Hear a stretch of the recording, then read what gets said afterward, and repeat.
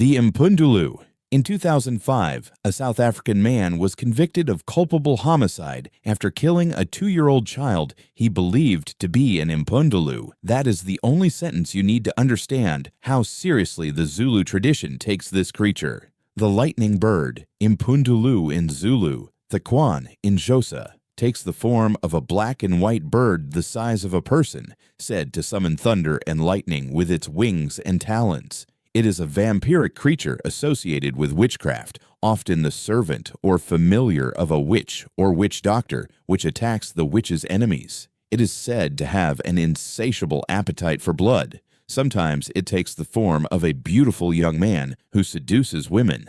Myth beasts. When the Impundulu is not creating meteorological havoc, it is believed to carry children away and drink all the milk. It cannot be shot, stabbed, drowned, or poisoned. The only thing that destroys it is fire.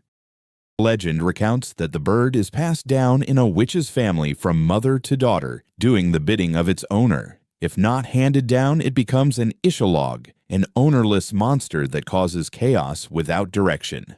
Myth beasts. The Impundulu is not a creature of random malice. It is deployed. Someone sent it. Someone in the community, a neighbor, a co-wife, a rival, made the decision to direct this force toward the child it took. The mythology does not locate the danger in the external world. It locates the danger in the social world, in the resentments and jealousies and disputes that exist between people who live close together. Ethnographic documentation from missionary and colonial writers between the 1870s and 1930s provides the earliest textual references with cross-verification among Zulu, Xhosa, and Pondo informants, revealing consistent oral traditions. The child was not taken by the storm. It was taken by someone who hated the child's mother enough to commission a storm. That is a darker and more precise theory of harm than anything involving a monster. The Lidérc Hungary built its child-stealing creature from a different material than any of the others on this list. Not a fairy, not a witch, not a bird. A chicken egg. The Lidérc hatches from a black hen's egg kept warm under the armpit for 9 days. What emerges is small, shifting, capable of taking multiple forms, including the form of a dead lover or relative, returning to the household under the appearance of someone already mourned. In its predatory mode, the Lidérc behaves like an incubus or succubus, attaching itself to a host, draining vitality over time, producing in its victim a wasting illness with no apparent cause. But in its child form, it becomes something closer to the changeling, a thing that occupies the space a real child should occupy, consuming the household's resources and love while producing nothing that a child should produce. The countermeasures documented in Hungarian folk tradition are disarmingly practical. Give the Lidérc an impossible task. Ask it to carry water in a sieve. Demand it empty the sea with a perforated spoon. The Lidérc is compelled to attempt any task assigned to it and will exhaust itself into harmlessness, trying to complete what cannot be completed. There is a specific kind of emotional intelligence embedded in that solution. The creature that feeds on your resources can be neutralized by giving it something genuinely difficult to do, redirecting its compulsion toward a task with no end. That is not just folklore. That is a strategy. The changeling. The baby in the cradle was wrong. Not sick exactly, not dying. Just wrong. The eyes too old, the limbs too thin. The appetite enormous and never satisfied. The crying continuous, and somehow not quite like a baby's crying should sound. The changeling, Corpin C in Irish, Takaran in Scottish Gaelic, was the fairy substitute left behind when the real child was taken. According to folklore, a changeling was left by a supernatural being when kidnapping a human being. Sometimes a piece of wood made magically to resemble the child, more often a supernatural being made to look like the real infant. The substitution was seamless. The parents looked into the cradle and saw their child. They were looking at something else. Particularly beautiful and able-bodied babies were most likely to be stolen. New mothers were warned about being overly protective or jealous, as this would put the baby in danger. The logic is specific and cruel. The fairies wanted what was most worth taking. The most perfect child was the most vulnerable. Greek travel teller signs of a changeling included a child that cried endlessly and could not be soothed, an infant that failed to grow or thrive, features that looked strangely old or misshapen, behaviors too advanced for a baby, speaking early, laughing at odd times, devouring food with unnatural appetite. Modern scholars have argued these descriptions originated as folklore explanations for autism, cerebral palsy, failure to thrive, and other developmental conditions that pre-modern medicine could not name or treat. The belief that the changeling existed was responsible for numerous cases of actual child abuse, parents attempting to force the fairy to reveal itself and return the real child. Belief in changelings endured in parts of Ireland until as late as 1895, when Bridget Cleary was killed by her husband, who believed her to be a changeling. The changeling is the mythology of a parent staring at their own child and not recognizing them. That is not a supernatural story. That is a description of grief so profound it required an external explanation, because the alternative was admitting that the child you loved had simply, without reason or warning, become someone else. The fairy took them. That was something you could believe. That was something you could fight. Baba Yaga. She lives in a hut that walks on chicken legs, deep in a forest where the normal rules of the world stop applying. The keyhole to her front door is a mouth filled with sharp teeth. The fence outside is made of human bones with skulls on top, often with one pole lacking its skull, leaving a place where she can threaten to place the hero's skull after eating them. Vokokai Baba Yaga is a witch or ogress from Slavic folklore who lives in a magical hut in the forest and either helps, imprisons, or eats people, usually children.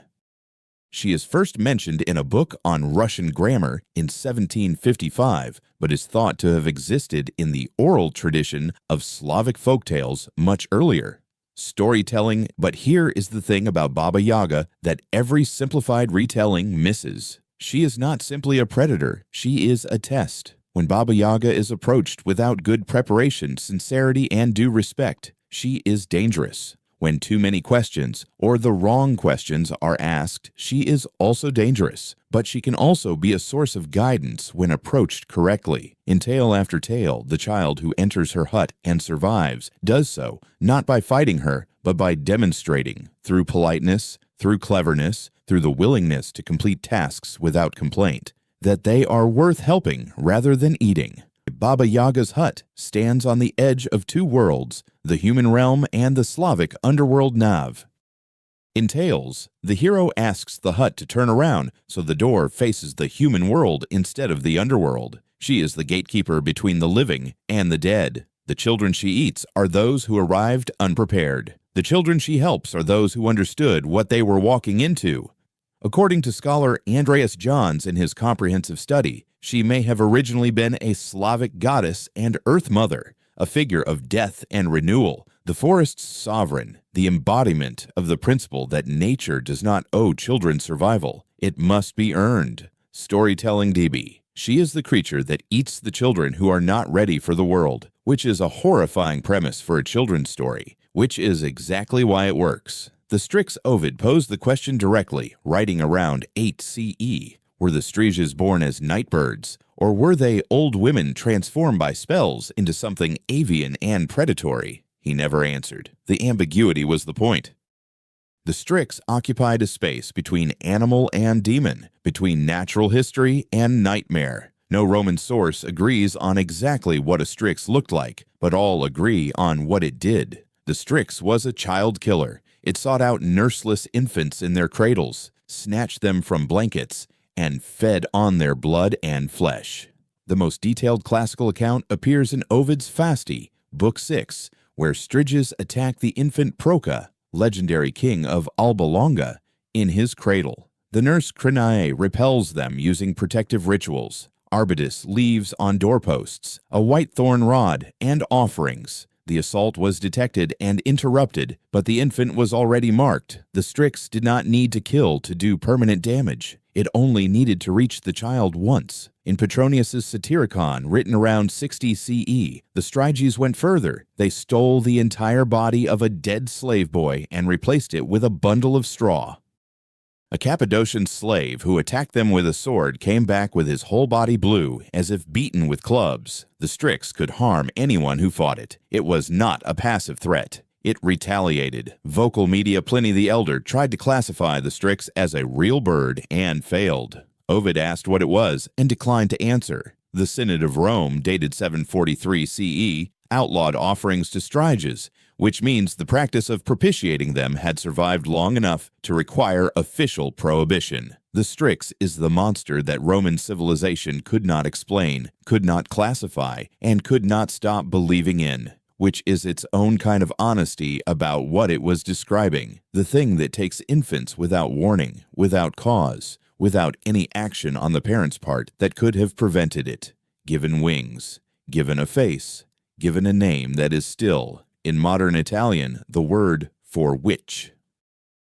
The changeling's Scandinavian cousin Norway, Sweden, and Denmark built the same creature as Celtic Ireland, independently, or through shared roots deep enough in European prehistory that the two traditions cannot be cleanly separated. The Scandinavian Bortbyting, the exchange child, operated on identical mechanics to the Celtic changeling. Trolls or underground dwellers took the healthy infant and left a substitute, withered, ravenous, crying without ceasing, aging in the cradle while the stolen child lived somewhere below the ground in a world the parents could not reach. Supernatural beings blamed for stealing children included fairies, demons, trolls, nereids, and many others across European tradition. Usually the kidnapped human was a child, though there were cases in Scandinavia and Ireland where adults were taken.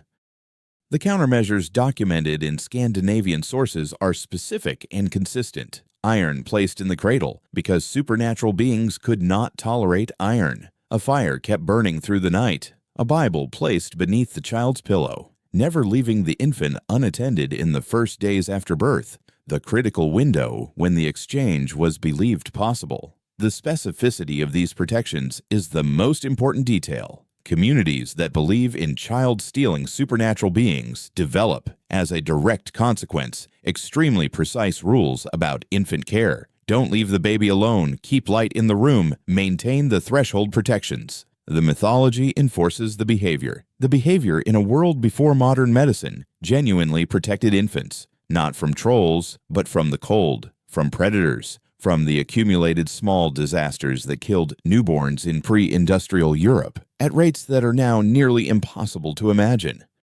The troll did not steal those children, but believing in the troll may have saved some of them. Baba Yagas. The Philippines has no single child-stealing creature. It has a category. Aswang is an umbrella term for various shape-shifting evil and malevolent creatures in Filipino folklore. Vampires, ghouls, witches, viscera suckers, and transforming human-beast hybrids. Spanish colonists noted that the Aswang was the most feared among the mythical creatures of the Philippines, even in the 16th century. The variant most specifically oriented toward children is the Tik-Tik, named for the sound it makes as it approaches a house at night, its long, proboscis-like tongue extending through gaps in the roof toward sleeping infants to extract their blood, and, in the most disturbing versions, their internal organs. The Tik-Tik sound is the crucial detail. It grows quieter, not louder, as the creature approaches. The closer it is, the softer the sound. A parent who hears the Tik-Tik nearby and relaxes because the sound is faint has made exactly the wrong judgment. The theory suggests that traits of the Aswang documented by folklorists are inversions created by the Spanish to subvert the powers and influence of the Babaylan, the indigenous shamans and healers of the Philippines. The Aswang is known for preying on fetuses and internal organs. The mirror of this is that the Babaylan was known as a midwife and healer, which means the creature specifically targeting Philippine infants may have been partly a colonial construction, a deliberate inversion of the indigenous healer designed to redirect fear away from traditional medicine and toward the figure of the witch. The Tik-Tik is the monster that gets quieter as it gets closer. That is a precise description of the most dangerous kind of threat, the one you stop hearing right before it arrives. 8 creatures. Celtic Ireland, Slavic Russia, Ancient Rome, Scandinavia, the Philippines, South Africa, Hungary, the Changeling, Baba Yaga, the Strix, the Bortbyting, the Tik-Tik, the Impundulu, the Lidérc. None of them are the same creature. None of them operate the same way. But they all describe the same event, a child taken by something the parents could not see, could not stop, could not have anticipated, and every tradition gave the parents something to do about it. Iron in the cradle, light through the night, the right words spoken at the right threshold, arbutus leaves on the doorpost, never leave the infant alone in the first days, listen for a sound that gets quieter as it gets closer, give the thing an impossible task. These instructions are not superstition.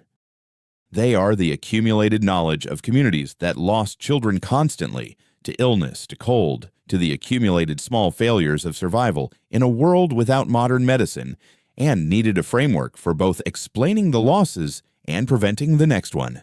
The mythology enforced the care. The care saved some of the children. The mythology persisted because it worked often enough to seem true. What the creatures were really describing is this. Children are vulnerable in ways that have nothing to do with parental failure. The world will reach for them regardless. All you can do is know what reaches for them, give it a name, understand its logic, and put the iron in the cradle before dark. That is what every one of these traditions was saying. The creatures change. The iron stays in the cradle.